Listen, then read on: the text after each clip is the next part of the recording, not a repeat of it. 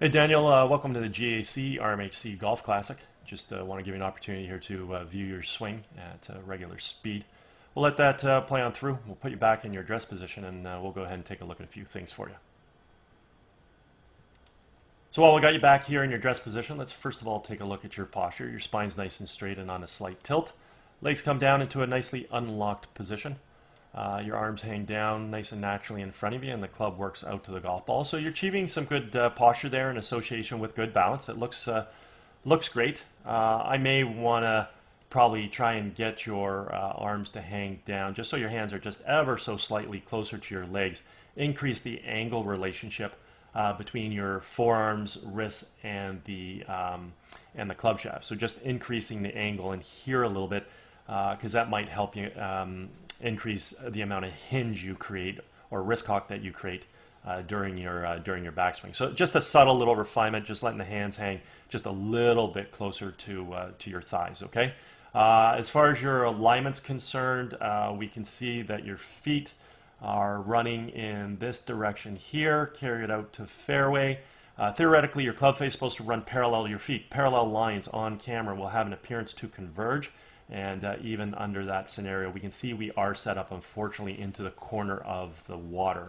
So we may see some form of a compensation whereby you're either going to swing the club on plane, start the ball at yellow, and then hopefully flip the hands a little, impart a little right to left spin, and hopefully draw that ball away from the water back towards the intended target.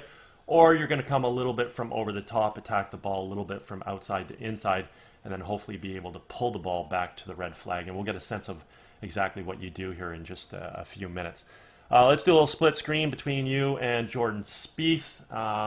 Hopefully you can get sort of that little bit of a sense of his arms hanging a little bit more, increasing the angle relationship between the forearms, hands, and the golf club. Again, rest of the alignment and everything looks pretty solid.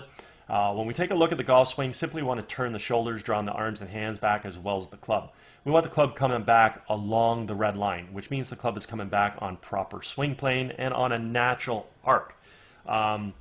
Through the early parts of the golf swing, right around here, we also want to establish some good wrist hinge into play, where we're going to transition the club head from currently being below and in front of our hands to transitioning the club so it is behind and above our hands. Very important move through the golf swing. From here, we now want to work the golf club from red up towards the blue-yellow V zone.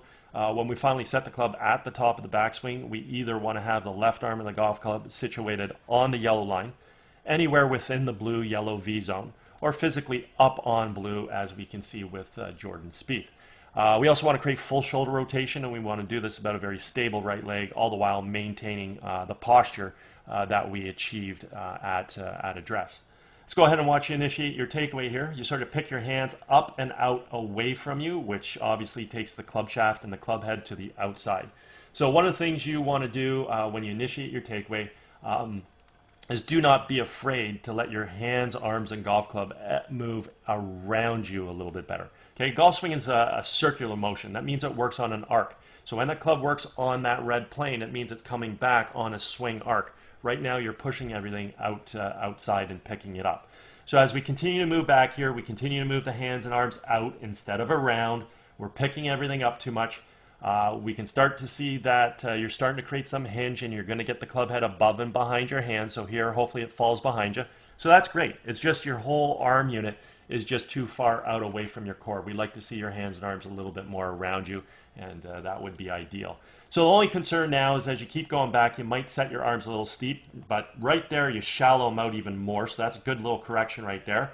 Let's keep on going to the top and see where you finally set everything. So yeah, I mean, when you get to the top of your backswing, you definitely are working your arms back into too much of a vertical position. Your rotation's fantastic, stable right side, maintaining your posture.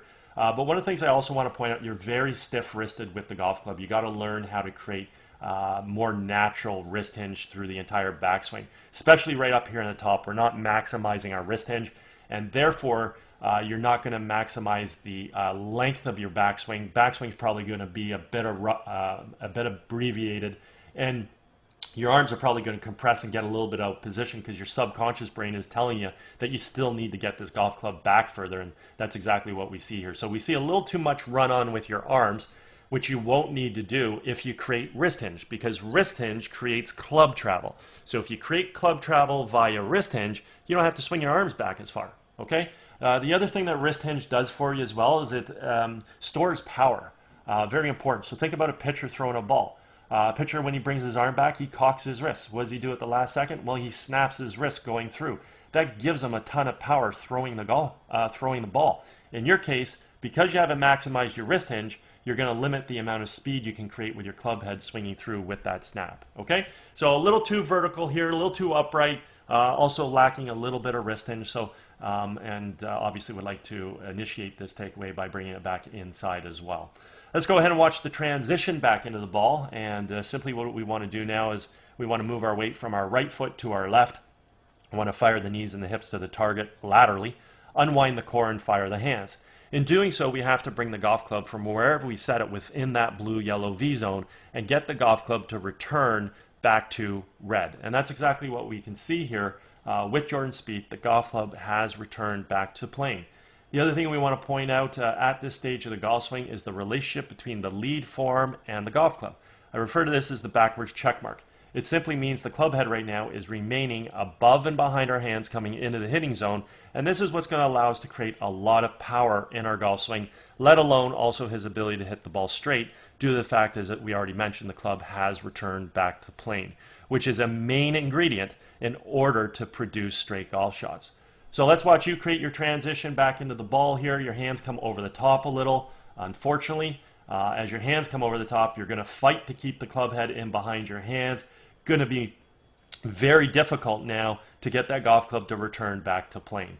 So if we go ahead and just track your club head coming into the ball, your club head's here. It's going to fall out in front of your hands and continue to fall further out in front. Okay, so unfortunately we're coming into the ball too steep from over the top, and therefore we're going to be attacking the ball on a swing path that's referred to as outside to inside. Again, with Jordan Spieth, we can see that his golf club returned to plane here. That would approximately be this frame for you, and in his case what we see is we see that club simply comes into the ball directly from that red line, so directly from on plane. And as I already stipulated, this is what produces straight golf shots based on our alignment.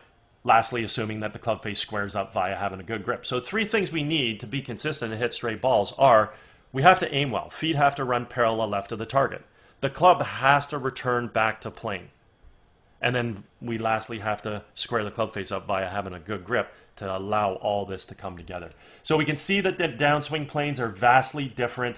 You're obviously trying to create a compensation here where we're trying to pull the ball back to the left, back to the intended target, back to the center of the fairway, because I'd pointed out that you were aimed out to the right.